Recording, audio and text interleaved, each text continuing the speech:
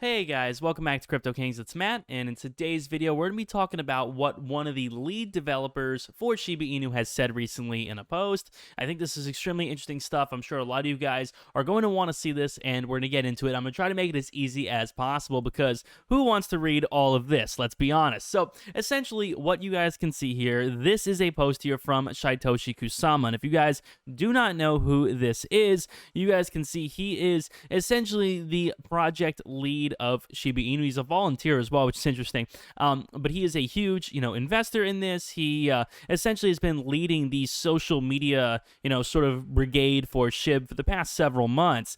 And essentially, what he has covered here in this Medium post here is just a lot about what is causing FUD, where a lot of people are, sort of getting inaccurate information regarding SHIB, and he covers the whole thing here. So he talks about this quote here saying, if you know the enemy and know yourself, you need not fear the result of 100 battles. If you know yourself but not the enemy, for every victory gained, you will also suffer a defeat. If you know neither the enemy nor yourself, you will succumb in every battle. So a little dramatic here, but I suppose this is important for the idea that there has been a lot of unnecessary FUD. So, of course, he's talking a lot about, the biggest issue being related to the supply. He covers at the top here a little bit about how, when crypto first started, obviously, or when Shiba Inu first, kind of made it to the limelight, there was a lot of, claims about it being a rug, yada yada, but essentially it would seem, and I think you could probably agree with this, that the idea of a rug doesn't really seem to be the number one source right now of SHIB FUD. I think people could probably agree with that the idea that, oh my goodness, they're just gonna sweep everything out from under us, I don't think that is personally the biggest threat right now, just because when we look at things like this, we're number 11 here on the list. I don't think that the majority of people would have invested in this and gotten this far if there was a common notion that this was a FUD or a scam or whatnot. So I don't personally think that is the biggest issue here, and he doesn't really seem to harp on that. He says the biggest issue we are dealing with stems from the supply of SHIB. So he's going to dispel this myth. So he says the supply was designed not to burn. There is no inherent burn mechanism such as you'd find in other tokens. And this is essentially what I've been talking about on a lot of my live streams, and some people are like, oh, what is a burn mechanism? That is something inherent about the token that inherently causes a burn. There are a lot of instances in which tokens have been burned through transactions, like Ethereum. Every time there is a transaction, some Ethereum is automatically burned, and obviously that makes Ethereum deflationary. There are mechanisms in place that, sort of allow for this. Shiba Inu, he's saying, was not designed to do that. He said it gives us, of course, the option to use utility. So utility, of course, can be used, meaning like SHIBASWAP and anything like that. You could use something as a feature of SHIB, whether you're staking it or burying it or whatever, and things like that, and obviously swapping it for another token can cause the ability to burn in the long run. So he says, of course, the amount in circulation has changed dramatically over the past few months, being that everyone bought their tokens from exchanges. So he says that the authority on the amount of tokens that there is available on each exchange, remains for the time being centralized to CoinMarketCap, which he mentions is owned by Binance, which, I suppose could give Binance's specific interests some light here. We have seen other errors take place on CoinMarketCap's website, including putting the wrong contact address, essentially adding another token to ours. So that would be the wrong address here for SHIB, the wrong address here at a certain point on the website. But he says that they got that fixed. We were given different reasons to why this takes place, glitch and API change on our part, which he says is a lie, and he says he expected something better. He was hoping, of course, that, they would do something like this, they would communicate a little bit better, like Binance and CoinMarketCap, and yada yada. But again, essentially, he is still saying that this circulating supply here is not accurate, that this circulating supply is not true to what the actual correct supply is for Shiba Inu, which, I could see why someone would find that disappointing.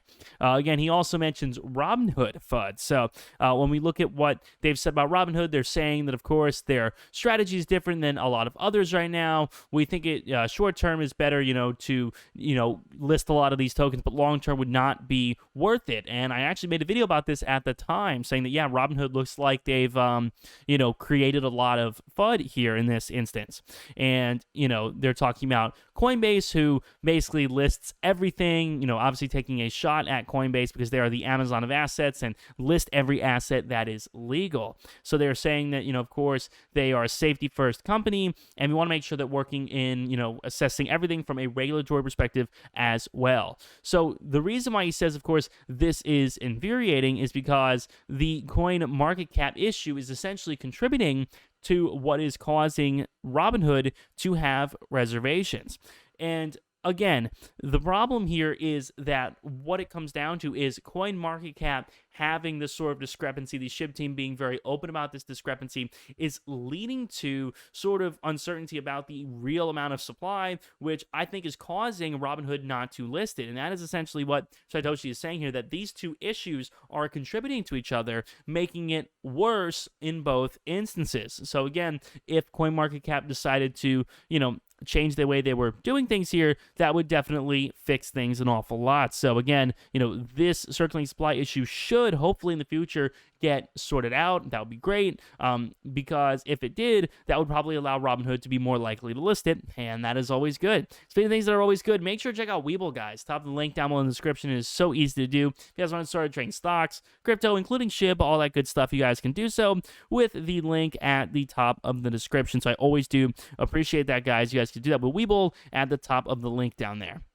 But he also gets into Kraken here. So Kraken I've talked a lot about on the channel, and essentially they were the second major exchange which looked like they needed to list this. Kraken have been around for a very long time, around 2013, 2014, and essentially what happened is a lot of Shiba Inu holders ended up giving them 1-star reviews on the Apple Store, which is terrible. I do not endorse that. I do not think that is a good thing to do, considering they have said that they literally just need, to sort out some of the technical issues that have been causing Shiba Inu to not, be listed and whatnot. So Kraken definitely does seem to not be on Satoshi's radar here as, something intentionally causing FUD, but definitely, again, is a bit of an obstacle in the near future, to try to get over in some way.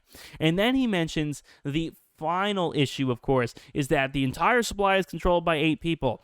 And I've heard this, used a lot as well in the past. And essentially, he actually links here who is owning all of these. We have the Burn Wallet, we have Binance, we have XShib, we have Crypto.com, we have all of the different people. And he actually lists it here at the very bottom. These are all of the holders. And these are essentially Burn Wallets, which are voluntarily going into the Burn Wallet. They are essentially being put into, XShib stake here.